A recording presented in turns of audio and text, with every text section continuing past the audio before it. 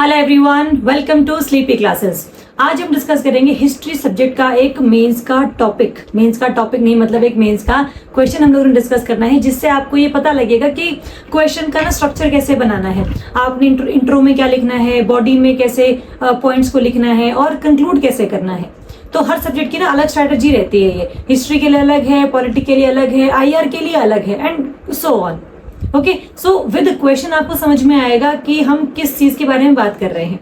आप जितना ज्यादा आंसर राइटिंग करेंगे उतना ज्यादा आप लोगों के लिए बेटर है, क्योंकि प्रीलिम्स इज जस्ट प्रीलिम्स। इसके ना तो मार्क्स ऐड होंगे और बस ये एलिमिनेशन राउंड था जो अब हो चुका है, बट जो एक्स्ट्रा आपको एज देगा वो होगा मेंस। क्योंकि मेंस में आप बहुत ज्यादा अच्छे मार्क्स को फेच कर सकते हैं, क्योंकि सारा सिलेबस दिया हुआ है। प्रीलिम्स का ना तो कोई सिलेबस है, मेंस का आपको पता है कि हाँ इस टॉपिक में से क्वेश्चन आना है और मुझे इस तरीके से लिखना है। एक बार अगर आंसर राइटिंग आपको आ गई तो चाहे पॉलिटी हो, चाहे आईआर हो, चाहे कुछ भी हो, आप इजीली उसको टैकल कर सकते हैं। ओके, सो विद दिस हम शुरू करेंगे अपना एक क्वेश्चन। देखो क्वेश्चन कहता है, the preservation and repatriation of cultural heritage are not merely tasks of historical documentation but essential steps towards complete decolonisation. हम लोगों ने यहाँ पर कल्चर को, हिस्ट्री को वर्ल्ड हिस्ट्री से जोड़ दिया है कि भाई जब तक आप वो सारी चीजें वापस नहीं कर देते हैं जो आप लोगों ने चुराई है सारी कॉलोनीज से, तब तक जो प्योर डीकोलोनाइजेशन है वो एक्सेप्टेबल नहीं होती। ठीक है, तो इसका बेसिकली क्या मतलब है, क्या ये बात सही है, और अगर ये सही है तो इसको हम लोग इंप्लीमेंट क्यों नहीं कर पा रहे हैं अब तक? What are the challenges behind that? So we have to examine this statement. Okay, कि भाई हाँ हम ये चाहते हैं, बिल्कुल बात सही है ये, क्योंकि साइकोलॉजिकल जो डिकोलोनाइजेशन है वो होती ही सारे के सारे कल्चरल आर्टिफैक्ट्स जब आपके देश में दोबारा आ जाते हैं उससे आपको थोड़ा सा सेटिस्फैक्शन मिलती है। Okay, so you understand the question कि क्वेश्चन का क्या एक डिमांड है, आप लोगों ने कैसे उसको टैकल करना है। अब इंट्रोडक्शन आप कैसे करोगे? इंट्रोडक्शन में आप बेसिकली इसके बारे में बताओगे कि भाई हाँ जो कल्चरल हेरिटेज है वो सभी देशों के लिए बहुत ही एक प्राउड या प्राइड का सिस्टम रहता है। अगर आप उनसे ही चुरा कर ले जाएंगे तो फिर ऑटोमेटिकली जो रिलेशंस हैं वो नहीं ठीक हो पाएंगे, चाहे आपने उनको डीकोलोनाइज कर भी दिया है या नहीं कर दिया है। तो इंट्रोडक्शन में लिखो कि भाई what is the significance of cultural heritage.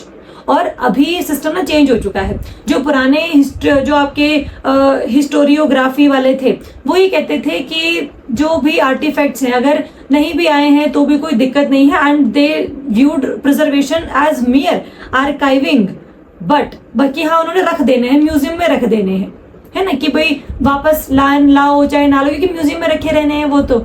लेकिन जो आपके मॉडर्न डे के मॉडर्न पोस्ट कॉलोनियल जो डिस्कोर्स है वो ये कहता है कि जो रिपैट्रिएशन है और जो प्रिजर्वेशन है, जो भी आपने एंटिक्विटीज स्टोल कर रखी होती है, स्टील कर रखी होती है, they are foundation to undoing the psychological and structural remnants of colonialism. ये बहुत इंपॉर्टेंट एक टर्म है, which is psychological and structural remnants of colonialism, कि आप यहाँ से चले तो गए हैं लेकिन आप दिमाग से नहीं गए हैं लोगों के, क्योंकि बार बार चीजें याद आती रहती हैं कि हमारा ये वाला जो मंदिरों में से मूर्ति थी वो आप चुरा कर ले गए, हमारा जो कोहिनूर हीरा था वो आप चुरा कर ले गए। तो इससे ना बहुत ज्यादा रिलेशनशिप हमारे बेटर नहीं हो पाते। तो जो रेमिनेंट्स है कॉलोनियलिज्म के वो भी अगर आपने हटाने हैं यहाँ से तो it requires preservation and repatriation of all the stolen antiquities. Okay, so this is your introduction, जिसमें आप लोगों ने बताना है कि हाँ ये बात सही है, क्योंकि ऑब्वियसली सही है, इसमें गलत वाली कोई बात ही नहीं है कि हम अपनी चीजें, अपना कल्चर जो है वो दोबारा मांग रहे हैं। वो हमें मांगना भी नहीं चाहिए, वो उसमें मिल जाना चाहिए, बट क्योंकि ये हमारी शराफत है कि हम मांग रहे हैं, because we were colony at one point of time. हमने कभी किसी को मतलब कॉलोनाइज नहीं किया, क्योंकि हम यहाँ पर विक्टिम का रोल प्ले कर रहे हैं इस टाइम पे। So you have to understand in that context. ठीक है, अब बॉडी में क्या लिखोगे कि भाई हाँ करना चाहिए साइकोलॉजिकल और ये स्ट्रक्चरल रेमिनेंट्स वाला तो हो गया, लेकिन इसके अलावा डिसमेंटलिंग कॉलोनियल सुपीरियोरिटी मिथ्स। जैसे पहले होता था कि जितनी भी प्रिमिटिव सोसाइटीज है ना ये बहुत ज्यादा बैकवर्ड है, society of India is too primitive, too backward, they can not protect, they can not preserve their heritage. तो ये जो एक मिथ था कि कॉलोनियल सुपीरियोरिटी है उसको कहीं ना कहीं हटाते हैं ये, और हमारी जो हिस्ट्री है वो हम खुद प्रिजर्व कर सकते हैं। हमें किसी और वेस्टर्न पावर की जरूरत नहीं है कि हमारी हिस्ट्री को प्रिजर्व किया जाए। ठीक है, इसमें एग्जांपल्स हम लोगों ने बहुत लिखने हैं। अगर आप हर पॉइंट से एग्जांपल नहीं लिखते हैं तो वो पॉइंट हमारा व्यर्थ हो जाता है। जैसे इसमें नाइजीरिया को जो बेनिन ब्रॉन्जेस थे जर्मनी ने वापस कर दिए थे कि भाई हाँ तुम्हारे ये हेरिटेज है, तुम इसको संभालो, प्रिजर्व करो, ना प्रिजर्व करो तुम्हारी मर्जी है, बट हम नहीं लेकर जाएंगे इसको। तो काइंड ऑफ जो सुपीरियरिटी कॉम्प्लेक्स था वो कहीं ना कहीं कम होता है। Second is restoring spiritual and living traditions. अब जो ना बहुत सारे जो कल्चर है वो हमारी मूर्तियां हैं, है ना, जिसमें रिलीजियस डेटीज जो है उनको हम लोग पूजते हैं, और ये सिर्फ म्यूजियम में रखने वाली कोई चीजें नहीं है। तो हमारा कल्चर ना रिलीजन से जुड़ा हुआ है इस चीज में। तो कहीं ना कहीं जो आपका जैसे चोला एरा की नटराज ब्रॉन्जेस की जो मूर्ति थी, जो नटराज की मूर्ति है, वो ऑस्ट्रेलिया, यूएसए यहाँ पर से हम लोगों ने दोबारा वापस मंगाई है ना, कि क्योंकि ये हमारा ना सिर्फ एक कल्चरल लैंडस्केप नहीं है बल्कि हमारा रिलीजियस एक लैंडस्केप भी है। ठीक है, तो हमारी हिस्ट्री हम खुद प्रिजर्व कर लेंगे और हमारे जो ये रिलीजन से कनेक्टेड चीजें हैं वो हम लोग आराम से ताकि परफॉर्म कर सके अपने कल्चर को। इसके लिए हमें वापस चाहिए है ये रिक्लेमिंग हिस्टोरिकल नैरेटिव, कि भाई जितने भी ये नेशंस है ना जो पोस्ट कॉलोनियल वाले हैं, जैसे इंडिया हो गया, पाकिस्तान हो गया, ये सारे पोस्ट कॉलोनियल नेशंस हम इन्हें कहते हैं क्योंकि कॉलोनाइजेशन के बाद इन्होंने अपना खुद का इंडिपेंडेंस हासिल किया था। तो ये जो नेशंस हैं उनको जो है हिस्ट्री अपने लेंस से देखने का मौका मिलना चाहिए, ना कि यूरोसेंट्रिक लेंस से, कि यूरोप वाले इस मूर्ति के बारे में क्या सोचते हैं, कि ये तो पत्थर है, लोग इसकी पूजा क्यों करते हैं। तो ये सारा जो एक लेंस है वो हटाकर आपने अपनी हिस्ट्री को समझना है कि इसके पीछे का रीजन क्या है, इसके पीछे का जो फेथ है, बिलीफ है, वो क्या है। ओके, जिसके लिए जैसे सुल्तानगंज बुद्ध की हम सुल्तानगंज बुद्धा की जो मूर्ति है उसकी हम बात करते हैं, जो कि बिहार में मिले थे। तो बिहार में जो रेलवे कंस्ट्रक्शन है उसके टाइम पर खुदाई में ये जो स्कल्पचर है वो हमें मिला था, और इसको फिर जो इंग्लिश ब्रिटिश इंजीनियर थे वो अपने साथ इंग्लैंड ले गए थे, तो उन्होंने म्यूजियम में रखा हुआ है अभी तक ये। तो हम ये चाहते हैं कि जो लोकल लेवल पर कोई भी हिस्ट्री को रिप्रेजेंट करता है, कोई भी मूर्ति या कोई भी पत्थर, तो वो हम लोगों को मिलना चाहिए, जिससे कि हमें हमारी हिस्ट्री के बारे में ज्यादा पता लगता है। तो ये जो लोकल कंटेक्चुअलाइजेशन है इसके लिए भी काफी ज्यादा हेल्प मिलती है अगर आप ये सारी जो हेरिटेज है उसको लौटा देते हैं तो इट शुड बी दैट। इसके अलावा ठीक है, इसमें और points, decentralising global knowledge system. जो भी ग्लोबल नॉलेज सिस्टम है कि भाई इसके ऊपर किसी कंट्री का अधिकार नहीं होना चाहिए। जैसे ब्रिटिश ने नाइजीरिया से अपना अफ्रीका के और सारे नेशंस से, जिम्बाब्वे से, इंडिया से, पाकिस्तान वाले एरिया से, सब जगह से उठाकर जो चीजें हैं वो म्यूजियम में रख दी, और ये दिखाने के लिए कि जो हेरिटेज की प्रिजर्वेशन है वो हम लोग खुद कर सकते हैं और वो हम करेंगे। तो ये जितना भी ग्लोबल नॉलेज सिस्टम है इट शुड बी डिसेंट्रलाइज्ड। ठीक है, हर कंट्री अपना हेरिटेज को प्रिजर्व करके रख सकती है, they don't need any other third party. ठीक है, तो जितना भी एकेडमिक रिसर्च है या हिस्टोरिकल अथॉरिटी है उसको आपको सभी देशों के पास भेजना पड़ेगा जो उनका है। हम ये नहीं बोल सकते कि भाई हम इंग्लैंड में रिसर्च कर रहे हैं कि ये जो मूर्ति थी वो कैसे मिली थी, क्यों मिली थी, वो हमारा काम नहीं है। Okay, so this is the example कि भाई जो प्री कोलंबियन आर्टिफैक्ट्स थे जो कि वापस किए थे यूरोपियन पावर्स ने पेरू को दोबारा से, कि भाई ये तुम्हारी एकेडमिक रिसर्च के काफी ज्यादा काम आएगा। So it was a kind of soft power का डिप्लोमेसी। ठीक है, फिर again rectifying geopolitical soft power imbalances. Soft power मतलब हमारा कल्चर, रिलीजन, सिनेमा, ये जितनी भी सारी चीजें सॉफ्ट पावर में आती है। हार्ड पावर होती है जिसमें हम मिलिट्री वेपन की बात करते हैं। तो सॉफ्ट पावर इम्बैलेंसेस बहुत ज्यादा हैं, उसको रेक्टिफाई करने की जरूरत है, और इसीलिए जो है प्रॉपर जितना भी हमारी कल्चरल डिप्लोमेसी वही कहती है कि भाई हम सारी चीजों को तुम्हें सौंप देना चाहते हैं और सौंप देनी भी चाहिए। ठीक है, जैसे इंडिया ने G20 में ना काशी कल्चर पाथवे को मतलब एक ऑर्गेनाइज किया था, एक इंस्टीट्यूशन सा बनाया था जिसमें ना सभी कंट्रीज ने साइन किया था कि भाई जितने भी हेरिटेज हम लोग यहाँ से चुरा कर लेकर गए वापस कर देंगे आप लोगों को। तो इंडिया का एक इनिशिएटिव था ये, तो जिससे काफी सारे नेशंस को इकट्ठा किया गया और इस बारे में बात की गई कि भाई हमारे जो हेरिटेज है, हमारी जो चीजें हैं वो वापस कर दो हम लोगों को। ठीक है, तो अ काइंड ऑफ इनिशिएटिव था ये। तो ये सॉफ्ट पावर को दर्शाता है ये कि इंडिया जबरदस्ती नहीं कर रहा है लेकिन एक तरीके से समझाने की कोशिश कर रहा है जिससे कि हमारी चीजें हमारे पास दोबारा वापस आ सके। इसके अलावा rebuilding national pride and identity. Obviously कोई भी चीज हमारे देश में वापस आएगी तो उससे जो हमारा प्राइड है वो बढ़ता है, हमारी जो कल्चरल आइडेंटिटी है उसमें इजाफा होता है ना। हम एक एज अ नेशन इकट्ठे होते हैं, हम अलग अलग नहीं होते कि भी क्योंकि तमिलनाडु से चुराया गया था ये चीज तो तमिलनाडु में ही आ गया तो हमें इससे क्या है, ये तो बिहार से चुराया गया था बिहार में आ गया तो हमें इससे क्या है, ऐसा नहीं होता है। जो पूरा इंडिया है वो इकट्ठा होता है in the perspective of all cultural heritage. फिर boosting post colonial creative economies, obviously हम लोग अपने म्यूजियम्स बनाएंगे, अपने ट्रेजर्स बनाएंगे, ताकि हम लोग भी जो है थोड़ा सा रेवेन्यू जनरेट कर सके, लोगों को बता सके उनके पास्ट के बारे में कि आईबीसी के टाइम पर ऐसा होता था, फिर वैदिक एज में ऐसा होता था। तो मतलब जितनी भी सारी चीजें अगर आप चुरा कर लेकर किसी भी एरा का, तो हमें लोगों को बताना पड़ेगा, है ना। तो ये सारे पॉइंट्स आप लोगों ने लिखने हैं कि हाँ, जो रिपैट्रिएशन है किसी भी आर्टिफैक्ट्स की या कल्चरल हेरिटेज की, वो वापस कर देनी चाहिए। It is these are the arguments in support of that statement. But हम ये नहीं करवा पा रहे हैं because we are facing multiple challenges and barriers in that repatriation. For example, non retroactivity of international laws.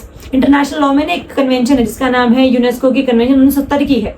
इसमें ये बोला गया कि 1970 के बाद जो कोई भी लेकर गया है ना आपके देश से, ठीक है, तो वो आप वापस कर देना। अब जितनी भी कॉलोनीज थी वो तो उससे पहले की है ना, सारी की सारी 47, 48, 50, 54, इन सब में तो सारी कंट्रीज आजाद हुई हैं। उस टाइम पर ही काफी सारी चीजें चुराई भी गई होंगी इनसे। तो ये जो कन्वेंशन है वो फिर काफी ज्यादा इसमें रोल प्ले नहीं कर पाते। तो that is one of the challenges कि कोई लीगली इंटरनेशनल लॉज नहीं है हमारे पास। Restrictive domestic laws of former colonisers, जितने भी मतलब जैसे इंग्लैंड हो गया, फ्रांस हो गया, ये ना जानबूझ के अपने यहाँ पर कोई एक्ट पास कर देते हैं जिससे कि वो बिल्कुल परमानेंटली बाहर कर देते हैं कि भाई ये चीज इंग्लैंड से बाहर जाएगी ही नहीं। जैसे कोहिनूर डायमंड है, अमरावती की मार्बल्स हैं, ये वापस करने का नाम ही नहीं लेते हैं क्योंकि इन्होंने एक एक्ट में लिख दिया है। Act is basically what, British museum act 1963, कि हम इसको वापस कर ही नहीं सकते, इट इज परमानेंटली डन। तो that is kind of challenges. The latest universal museum concept, जैसे नॉर्मली वेस्टर्न क्लेम ये करते हैं, वेस्टर्न पावर्स ये क्लेम करते हैं कि भाई सारी जो हिस्ट्री है ना एक छत के नीचे अच्छे तरीके से प्रिजर्व रह सकती है, जो कि बहुत ही रॉन्ग नोशन है क्योंकि हर कंट्री का बहुत बड़ा एक हेरिटेज सर्कल होता है, तो वो एक ही रूफ के नीचे लेकर आना बड़ा मुश्किल होता है। इतने वर्ल्ड की सारी और अदर कंट्रीज भी हैं, है ना। तो ये जितना भी है, जैसे ब्रिटिश म्यूजियम है ना, जो rejecting mass restitution claims using this defence, कि भी सेंट्रलाइज्ड रूफ के अंदर हम लोग इसको रखे हुए हैं, हमने इसको बढ़िया तरीके से प्रोटेक्ट किया हुआ है। आप म्यूजियम में रखोगे तो चोरी हो जाएगी आपके यहाँ से, या फिर वो मतलब आप उसको प्रिजर्व ही नहीं कर पाओगे। So that these are the arguments that British give. इसके अलावा complex provenance and chain of custody, कौन सी चीज कौन स्टार्टिंग में चुरा कर लेकर गया था और अब वो किसके पास है, ये जो चेन ऑफ कस्टडी है ये बहुत ज्यादा मुश्किल है एक तरीके से पता लगाने कि भाई पहले कोहिनूर डायमंड किसके पास था, फिर वो उसके पास चला गया। तो ये सब चीजें ना काफी ज्यादा आपको ये कर देती हैं कि आप पता नहीं लगा पाते कि what is the basic and the ultimate source of this cultural heritage. Okay, so that's one of the challenges. Patronising capacity arguments, basically क्या है ना कि they don't have infrastructure to safely preserve delicate heritage, कि भाई आपके पास वो infrastructure ही नहीं है, आपके पास कंट्री में चोरी बहुत होती है ना, आप इसको प्रिजर्व नहीं कर सकते, लोग आपकी बात नहीं मानते हैं, and you don't feel connect with this heritage. तो वो सारी बातें। Geopolitical friction and lack of bilateral will, जितने भी कल्चरल नेगोशिएशंस हैं वो बहुत ही ज्यादा ना बहुत सेंसिटिव टॉपिक्स है। हम ट्रेड की बात कर लेते हैं, हम आईपीआर की बात कर लेते हैं, हम सब चीजों की बात कर लेते हैं कि वेपन्स भी ट्रांसफर कर देंगे तुम लोगों को, लेकिन कल्चरल हेरिटेज के टाइम पर सारी जो नेगोशिएशंस है वो फ्रीज हो जाती है, इस पर बातचीत ही नहीं हो पाती है। तो जो बायलैटरल विल है कि भाई इससे रिश्ते हमारे टूट जाएंगे अगर हम इस बारे में बात करेंगे, तो इसीलिए हमें इसे ट्रेड करना है, हमें टेक्नोलॉजी लेनी है इससे, हमें वेपन्स लेने हैं इससे। तो अगर आप इन सब बातों का जिक्र करोगे तो कहीं ना कहीं जो ये एक गैप है वो आप दोनों के बीच बढ़ता चला जाएगा। That is why we don't talk about that cultural negotiations. ठीक है, तो ये भी काफी सारे एक चैलेंजेस हैं जिससे हम नहीं इसको रिकवर कर पा रहे हैं। तो आर्ग्यूमेंट्स क्या है, चैलेंजेस क्या है इसके बारे में, और अब लास्ट में आप कंक्लूड कैसे करोगे इसे। आपने इंट्रो में तो बता दिया था कि भी what are cultural heritage, what are the significance, and yes we are in the support of that statement that yes preservation and repatriation of all the artifacts should be done. Okay, but how you will conclude. Conclude में आप यही लिखोगे that yes जो भी हम लोगों ने body में बताया है we are standing with that, because decolonisation जो है वो इनकम्प्लीट रहेगी जब तक आपके देश की कल्चरल हेरिटेज कैप्टिव में रहेगी, मतलब कि किसी और कंट्री के पास रहेगी। तो इसीलिए अगर आपको प्योर डीकोलोनाइजेशन करवानी है तो फिर आपको कोई लीगली बाइंडिंग ट्रीटी भी एक सजेस्ट करनी पड़ेगी जिससे कि सारे आपके देश की धरोहर आपके पास आ जाएगी।